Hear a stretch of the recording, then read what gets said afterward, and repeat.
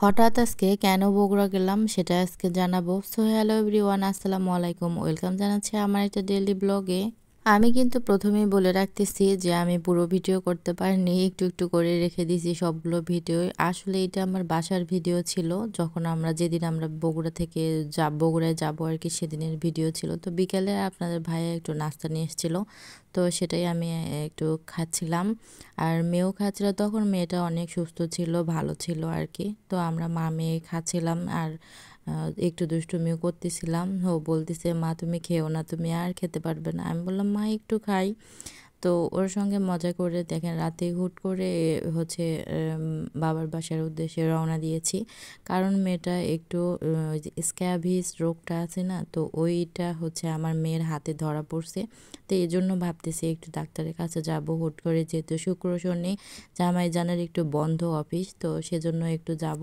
তো অফিসে শেষ করে হচ্ছে আমরা এই যে বগুড়াতে ডাক্তার দেখানো শেষ করে চলে আসতেছিলাম। আর আমি পুরো ভিডিও নিতে পারিনি, কারণ ট্রেনে গেছি, আবার পরের ট্রেনেই চলে আসছি। ডাক্তার দেখানোর মাঝে যেটুকু সময় ছিল ওইটুকুই আবার পরের ট্রেন ধরছি। তো এর মাঝে আমি কোনো ভিডিও করতে পারি নাই।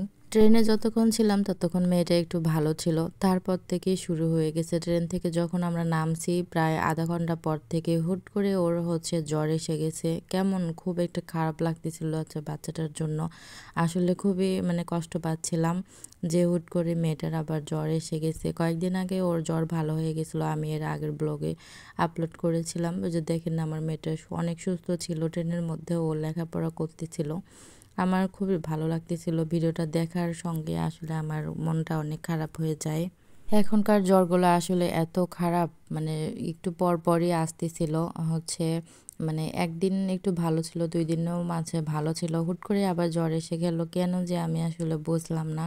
তো এখানে আমার মেয়ে যে একটু দুষ্টুমি শেষ হয়ে গেল। এখন আমরা ট্রেন থেকে নামবো, ট্রেন থেকে নামার জন্য আমরা ওয়েট করতেছিলাম। তো এখানে বোনারপাড়া স্টেশনে আমরা ট্রেন থেকে নেমে গেছি। এই যে নামার পরেই যে ওর অসুস্থতা শুরু হয়ে গেছে আধা ঘন্টা পরেই। ট্রেন থেকে নেমে এখানে একটা ভাইয়া ছিল কসমেটিকের দোকান, তো সেখানে গেছিলাম মেয়েকে নিয়ে একটু দেখা করার জন্য ওই ভাইয়ার সঙ্গে। তো ওই যে মেয়েটার একটু জ্বর আজকে, তো এই জন্য বলছিল যে আম খাবে। আমগুলো এখনকার আমগুলো ভালো না, তারপরেও একটু নিছি। তো এখানে ড্রাগন নিছিলাম আর হচ্ছে আম নিছিলাম। আমটা ভালো ছিল, কিন্তু ভাবছিলাম হয়তো বা খুব একটা ভালো হবে না, এই জন্য একটাই নিছিলাম মেয়ের জন্য। আমার আবার ড্রাগন ফল অনেক পছন্দ, তো এই জন্য আমি ড্রাগন ফলও নিয়ে নিছি। এখানে ড্রাগনগুলো একটু বড়ই ছিল। আর এখানে আমার মেয়েকে যদি একটু আম কেটে দিছিলাম, এই 4 পিসে আমও খেতে পারেনি, অর্ধেকটা রেখে দিছি। তো দেখেন ও কীভাবে খাচ্ছে।